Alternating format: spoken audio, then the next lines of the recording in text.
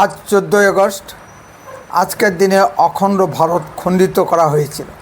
কে করেছিল, কিভাবে দেশভাগ হয়েছিল, এই সকল তথ্য আপনারা সকলেই জানেন। সে বিষয়ে কিছু বলছি না, আমি বাংলা ভাগের কথাই বলছি। বাংলা ভাগের জন্য যার উপর দায়িত্ব দেওয়া হয়েছিল সেই র্যাডক্লিফ সাহেব বাংলার ডেমোগ্রাফি, ভৌগোলিক অবস্থান এবং জনচরিত্র সম্পর্কে কিছুই জানতেন না। মহাকরণে একটি ঘরে বসে অখণ্ড বাংলার মানচিত্রের উপর সরাসরি ছুরি চালিয়ে দিয়েছিলেন। এর জন্য আমরা বাঙালি হিন্দুরাও কম দায়ী ছিলাম না। যেখানে ডক্টর শ্যামাপ্রসাদ মুখার্জি অখণ্ড বাংলার হিন্দুদের রক্ষার জন্য আন্দোলন করছিলেন, সেখানে হিন্দু সমাজের আরেক তপশিলি নেতা যোগেন্দ্র মণ্ডল বাংলা ভাগের জন্য জিন্নাহ সাহেবের সঙ্গে হাত মিলিয়েছিলেন। বিশ্বাসঘাতক তপশিলি নেতা যোগেন্দ্র মণ্ডলের শেষ পরিণতি কী হয়েছিল তা এখানে বর্ণনা করলাম না। এরপরেই শুরু হয় পূর্ব বাংলায় হিন্দুদের উপর একতরফাভাবে প্রচণ্ড আক্রমণ। আমার জন্ম বাংলাদেশের বৃহত্তর ময়মনসিংহ অঞ্চলে জামালপুর জেলার চুনটিয়া গ্রামে। অত্যাচারের কিছু চিত্র এখনও আমার চোখের সামনে ভেসে ওঠে। সাল 1965, পাক ভারত যুদ্ধ চলছে। আমরা প্রতিদিনের মতো স্কুলে গেছি। হঠাৎ করে একদল পাকিস্তানি সৈন্য আমাদের বিদ্যালয়ের মাঠে উপস্থিত হলো। ওই সৈন্যদল স্কুলে হেড স্যার মাননীয় সাদেক রহমানকে নির্দেশ দিল, বিদ্যালয়ে কে কে হিন্দু আছে বের করে দিন। হেড স্যার মাননীয় সাদেক রহমান দুজন হিন্দু শিক্ষক ও প্রায় 50 জন হিন্দু ছাত্রকে পিছনের দরজা দিয়ে বের করে বাড়িতে পাঠিয়ে দিয়েছিলেন। 1967 সালে বিনিময় করে আমরা ভারতের কুচবিহারে এসেছিলাম। আমাদের জন্মভূমি ত্যাগ করার 2-1 দিন আগে থেকেই আমি দেখেছি কিছু মুসলিম আমাদের বাড়িতে আসা শুরু করলো। তারা যা কিছু হাতের সামনে পেত অবলীলায় নিয়ে চলে যেত। কেউ বাধা দিতে সাহস পেত না। আমার ছোট্ট একটা বসার সুন্দর পিঁড়ি ছিল। আমি দেখলাম আমার ছোট্ট পিঁড়িটি কোনো এক মুসলমান নিয়ে যাচ্ছে।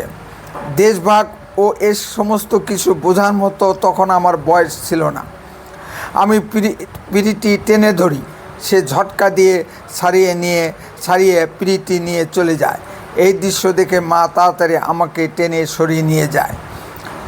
আসার পথে ট্রেনে যশোর স্টেশনে দেখলাম আমাদের সব মালপত্র মুসলিমরা টেনে নিয়ে চলে গেল। বাবা কিছুই বলতে পারল না। এ তো সামান্য কিছু বললাম, এর চেয়েও আরও বীভৎস ঘটনা সব ঘটেছে। ব্যাপকভাবে মহিলাদের উপর নারকীয় অত্যাচার। একটা ট্রেন নাকি খুলনা থেকে শিয়ালদহ স্টেশনে এসেছিল, তার ভিতর একজনে জীবন্ত হিন্দু ছিল না। আমরা হিন্দুরা এসব বিষয় ভুলে গেছি। এখন আমরা ধর্মনিরপেক্ষ হয়ে গেছি। তাই বাঙালি হিন্দুদের মতো বেঈমান জাত পৃথিবীতে খুঁজে পাওয়া যাবে কিনা বলা মুশকিল। আমরা ইসলাম বিরোধী নই, কিন্তু ইসলামের নামে যে সকল অত্যাচার করা হচ্ছে তার বিরোধী। তাই এই দিনে স্মরণ করছি যে সকল হতভাগ্য হিন্দু মুসলিমদের অত্যাচারে নিহত হয়েছে এবং এখনও হচ্ছে, তাদের জন্য 2 ফোঁটা চোখের জল ফেলুন। শপথ নিন আগামী দিনে যেন আমরা বাংলাদেশকে দখল করতে পারি। আসুন দেখে আসি বর্তমান বাংলাদেশে হিন্দুদের উপর কী অত্যাচার হচ্ছে।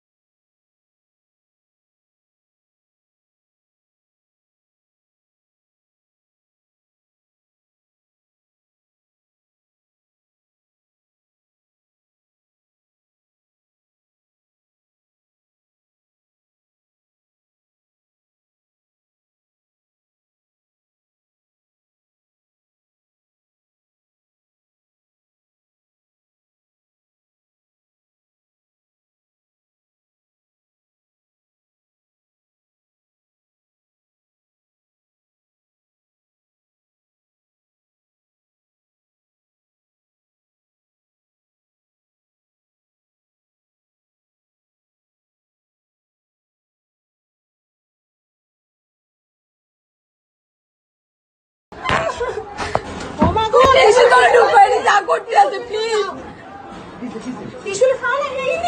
ভিতরে ঢুকি থাকো না, বাড়ি টাড়িয়ে সব ভাঙিয়ে লেতে আছে, দোকান টোকান সব।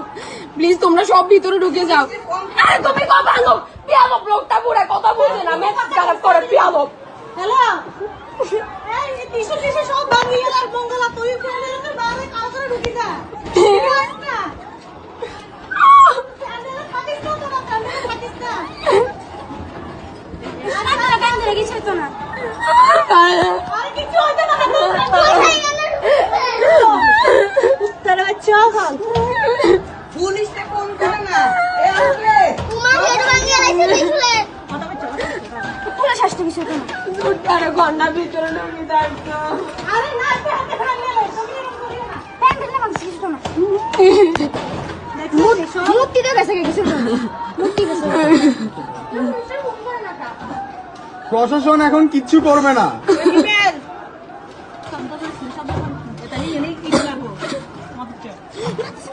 টানি দিলে ভালো হতো, ক্লাসে বলে ইট মারে না, আঙুলটা দেখা যায়, আঙুলটা দেখা যায় পুরো কথা দিনে টানি দাও। ও মা, ও প্লিজ বাবা তুমি দয়া করো বাবা। মদেব সুর্দি, ও সুর্দি মোবাইল কিটা করছেন? সুর্দি সুর্দি সব ভাঙিয়ে লেগেছে, আমি পাঁচটায় পাইতে কয়বার বলছি। মদেব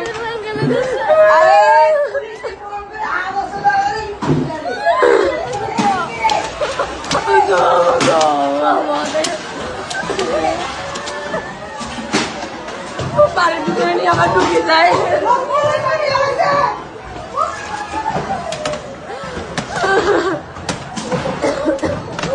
মুখগুলো ভিতরে কত লোক,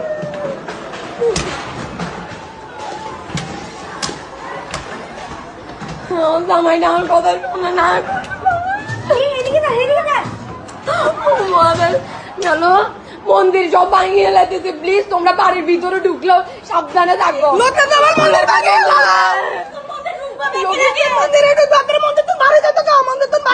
সবাই বাইরে তো বাবার ওখানে মন্দির ভাঙিয়ে এলাইছে। তুমি প্লিজ বাড়ির ভিতরে ভিতরে দোকান টোকান সব ভাঙিয়ে এলাইতেছে তো, বোঝো না কা কোন বাড়ির এদিকে ভিতরে পর্যন্ত ঢুকছে। দরজাটা ঝাটকা রাখো প্লিজ, সবাই অ্যালার্ট করে দাও, আর মন্দির থেকে বাইরে যেতে বলো।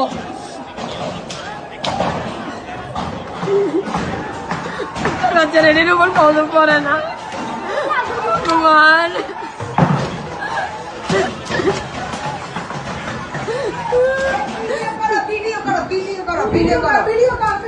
কুত্তার বাচ্চাদের উপর কদম পড়ে না, পেয়াদবের বাচ্চাটি মন্দির ভেঙে লাইতেছে।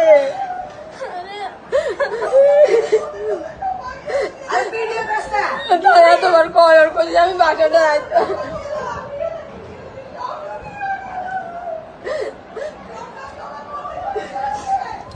আর লোকটা বাবা কি সবাই ঘুমিয়ে গেছে বাবা।